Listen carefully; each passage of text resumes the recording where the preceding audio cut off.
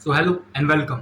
आज बात करेंगे एक ऐसी टीम के बारे में जिसकी सोशल मीडिया एंगेजमेंट तो वर्ल्ड में सबसे ज़्यादा है और टॉप 5 टीम्स में आती है, लेकिन वो टीम आज तक आईपीएल का टाइटल नहीं जीत पाई है। जी हाँ, रॉयल चैलेंजर्स बेंगलोर, जो कि अब कही जाती है royal challengers Bengaluru because of Karnataka region, जो कि वहाँ के कोर फैन बेस है जिन्हें उनकी जो कोर लैंग्वेज है उसमें बेंगलोर का नाम सुनना पसंद है। So that is royal challengers Bengaluru now. So the fact is, अगर विराट कोहली रॉयल चैलेंजर्स बेंगलुरु से हट जाते हैं तो आधे से ज्यादा जो कि 70% फैन बेस है आरसीबी का, वो भी नहीं रहेगा। That is the truth. अगर विराट कोहली की बात करें, so he is the one who is performing continuously and consistently for Royal Challengers Bengaluru, but no one is with him in this season, in last season and a season before that. जब से AB de Villiers ने RCB छोड़ी है, जब से Chris Gayle ने RCB छोड़ी है, तब से इस टीम के पास ओपनिंग में,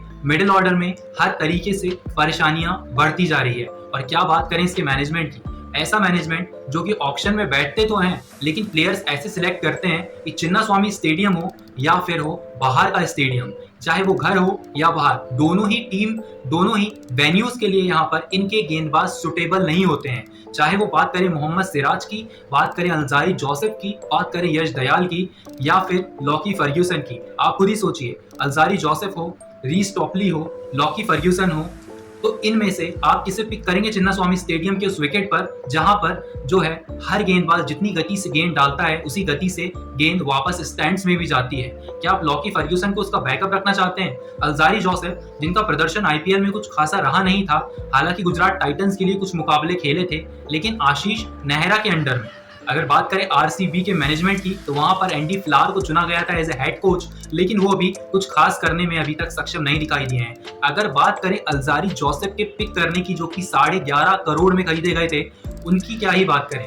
अगर बात करूं फाफ डू प्लेसिस की, तो वो इन्वॉल्व थे इस पिक में, क्योंकि फाफ डू प्लेसिस के साथ खेले हैं अलजारी जोसेफ पिछली कई लीग, चाहे वो हो S820, तो ऐसी लीग्स खेले हैं और ऐसी पिचेस पर परफॉर्म करके दिखाया है जहां पर गेंद फंसती है, चाहे वो ऐसे T20 हो या फिर कोई और लीग हो जो कि छोटी मोटी लीग्स होती हैं, उसमें से आता है एक वेस्ट इंडीज की लीग। लेकिन IPL is bigger and better than any league. So ये समझना चाहिए था आरसीबी के मैनेजमेंट को कि वो कैसे गेंदबाजों को पिक कर रहे हैं उनके होम वेन्यू के लिए। अगर बात करें अवे की, तो अवे में भी आप लॉकी फर्ग्यूसन को तो खिलाते नहीं है, आप रीस टॉपली को एक मौका देते हैं, वो भी चिन्नास्वामी स्टेडियम में आपने दिया मौका, वो भी पहले मुकाबले से नहीं दिया था, आपने लास्ट में दिया। उसके बाद पिछले मुकाबले में भी उनका कुछ खासा प्रदर्शन रहा नहीं, और अब शायद हो सकता है कि आप रीस टॉपली को भी वो मौका ना दें और अब लॉकी फर्ग्यूसन को इन करें। क्या पहले ही मुकाबले से ये टीम सेटल्ड नहीं दिखाई दे सकती थी? क्या पहले ही मुकाबले से इनका मैनेजमेंट वो काम नहीं कर सकता था जो कि बाकी टीम का मैनेजमेंट कर रहा है? राजस्थान रॉयल्स, चाहे वो सनराइज हैदराबाद हो, ऑक्शन में इन्होंने आरसीबी से कम सोचा होगा, लेकिन ऑक्शन की स्ट्रेटेजी ऐसी बनाई थी कि वो दूसरे के पैर खींचने के अलावा अपनी टीम बिल्डअप करने पर ध्यान दे रहे थे। लेकिन चाहे वो दिल्ली कैपिटल्स हो या आरसीबी, दूसरे का खेल बिगाड़ने के लिए आप जाते तो हैं, बड़ी बड़ी बिट्स लगाते हैं, लेकिन अंत में वो प्लेयर आपके पास आ जाता है। ये समझना होगा दिल्ली कैपिटल्स को और आरसीबी को या फिर पंजाब किंग्स को भी, जिनके पास एक भी ट्रॉफी नहीं है इंडियन प्रीमियर लीग में। और this is not my heart says, but every fan's heart, that Virat Kohli should not play for RCB if the management and the team is like that, because he deserves better team in the IPL, whether it's Chennai, Mumbai, GT or Lucknow or any team which is the perfect fit to win the trophy of IPL this season or the season ahead of this। अगर बात करें जो आगे seasons आने वाले हैं, तो अगला मेगा ऑप्शन है जहां पर आरसीबी के पास, क्या आपको कोई एक ऐसा प्लेयर दिखाई देता है जो कि आरसीबी को रिटेन करना चाहिए अपार्ट फ्रॉम विराट कोहली? सो आपका आंसर होगा नहीं, क्योंकि विराट कोहली के अलावा बल्लेबाजी में कल भी हमने जो मुकाबला देखा उसमें फाफ डू प्लेसिस 44 रन पर जो आउट हुए, उसके बाद ग्लेन मैक्सवेल 0, 1 रन बनाया उन्होंने, और पिछले 2 मुकाबलों में 0 बनाया था। उसके बाद आप विल जेक्स को मौका नहीं देते हैं, उसके बाद आते हैं क्रिस ग्रीन। तो ऑस्ट्रेलियंस तो परफॉर्म कर ही नहीं रहे हैं इस आईपीएल 2024 में, क्योंकि वो वर्ल्ड कप से परफॉर्म अच्छा करके आ रहे हैं और फिर से T20I वर्ल्ड कप में परफॉर्म करेंगे।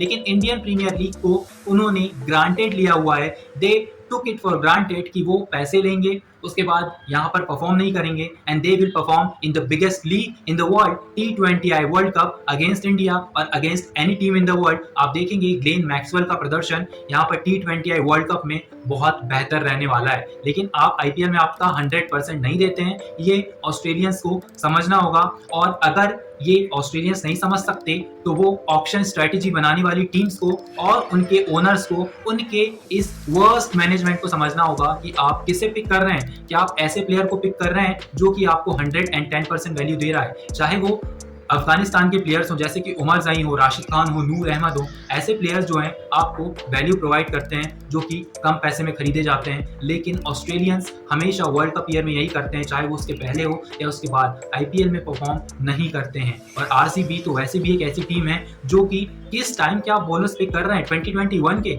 इस सीजन में आपके पास कोई एक ऐसा बॉलर नहीं है जो कि आपको 2024 में मास्टर क्लास दे सके और इस सीजन आपको जिता सके। बात हुई थी विराट कोहली की स्लोएस्ट 100 की, जो कि 72 गेंदों में 113 रन बनाए थे उन्होंने। वो इंडियन प्रीमियर लीग के इतिहास का सबसे स्लोएस्ट शतक था। लेकिन क्योंकि कोई और बैटर जो है उनका साथ नहीं दे रहा है। ये समझने वाली बात है। रोड साइड एनालिस्ट और सोशल मीडिया पर कमेंट कर रहे यूजर्स आपको ये चीज नहीं बताएंगे, लेकिन उन्हें शायद ये समझ नहीं है, या फिर उन्होंने क्रिकेट देखना ही शुरू लॉकडाउन में की थी, या फिर वो विराट कोहली को जानते ही नहीं है पहले से, जो कि इंडिया के एक पिलर हैं। टीम इंडिया के लिए अगर नंबर 3 की बात आती है तो टीम इंडिया के पास आपने वर्ल्ड कप के फाइनल में भी देखा, सेमीफाइनल में भी देखा, विराट कोहली से बेहतर कोई और बल्लेबाज आपको वर्ल्ड में व्हाइट बॉल क्रिकेट में या फिर रेड बॉल क्रिकेट में नहीं दिखाई देता है। पिछले कुछ सालों में वापसी हुई है स्टीव स्मिथ की, इसलिए रेड बॉल क्रिकेट में उनका राइज हुआ है। लेकिन व्हाइट बॉल क्रिकेट में अगर आप अभी भी बात करें तो no one is better than Virat Kohli, और उन्होंने पिछली रेड बॉल सीरीज मिस करी थी, इसलिए आप समझ लीजिए कि वो 200 चूक गए और आईपीएल में उनकी ऑलरेडी 800 हैं। और वहां पर अगर मैं बात करूं और बाकी टीम की, तो ऑलराउंडर्स भी पिक नहीं करती है यहाँ पर आरसीबी की टीम। ऑक्शन में जब ये लोग बैठते हैं तो ये लोग अच्छे प्लेयर्स को बिड ही नहीं करते हैं। श्रेयस अय्यर की बात हुई थी पिछले साल, लेकिन श्रेयस अय्यर को आरसीबी ने पिक किया ही नहीं as a captain. Faf du Plessis को अपना कैप्टन बना दिया, जो कि इस सीजन तक ही आपको दिखाई देंगे। इसके बाद आपके पास कौन ऐसा प्लेयर है जिसको आप विराट कोहली की जगह पे कैप्टन बना सकते हैं? जब से विराट कोहली ने कप्तानी छोड़ी है, आरसीबी की परफॉर्मेंस नीचे जाती जा रही है और फैंस की एक्सपेक्टेशन पर आरसीबी खरी नहीं उतर पा रही है। जिस तरीके से हम चेन्नई को देखते हैं, मुंबई को देखते हैं, मुंबई तो 6 मुकाबले जीतने के बाद भी ट्रॉफी जीत जाती है, ऐसी टीम है। लेकिन आरसीबी अगर 6 मुकाबले हार जाए, उसके बाद हम प्रेडिक्ट कर लेते हैं कि वो सिर्फ 2 मुकाबले जीतेंगे एक सीजन में, क्योंकि उससे ज्यादा उनकी वैल्यू नहीं है, क्योंकि उनके पास सिर्फ एक प्लेयर जो परफॉर्म करता है, दैट इज विराट कोहली।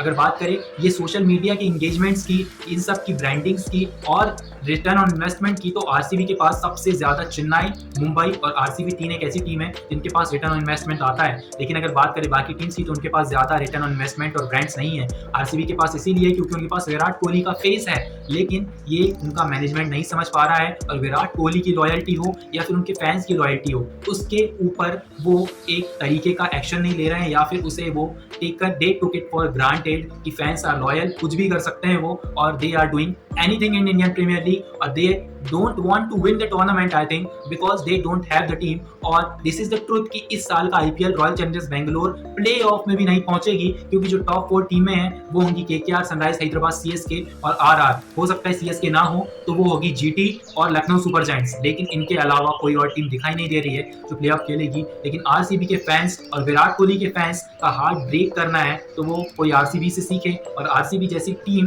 किसी ने आज तक देखी नहीं होगी। The worst franchise in the world, चाहे वो क्रिकेट हो या फुटबॉल, आप दोनों को मैचअप कर लीजिए, आपको कोई एक ऐसा मैनेजमेंट नहीं दिखाई देगा जो कि ऐसे प्लेयर्स को पिक करता है जो कि उनके ग्राउंड में, उनके घर में, उनके वेन्यू पे ही सूटेड नहीं होते हैं। और फिर सारा का सारा इल्जाम मर दिया जाता है एक प्लेयर पर, जो कि कहा जाता है कि भाई उसने तो स्लोएस्ट नॉक खेली है, वो तो टिका ही रहता है। सो अगर विराट कोहली 100 भी ना करे, 50 भी ना करे और आउट हो जाए, तो फिर ये सोशल मीडिया बफ्स वहां पर भी कमेंट करेंगे कि आरसीबी तो 49 पे ऑल आउट हो गई, RCB has went down under the 100। ऐसा भी हो सकता है क्योंकि बाकी बैटर्स तो परफॉर्म कर नहीं रहे हैं और बॉलिंग तो उनकी वैसे भी कमजोर है। Thank you so much for watching. कहने के लिए बहुत कुछ है, लेकिन फिलहाल के लिए इस वीडियो में इतना ही।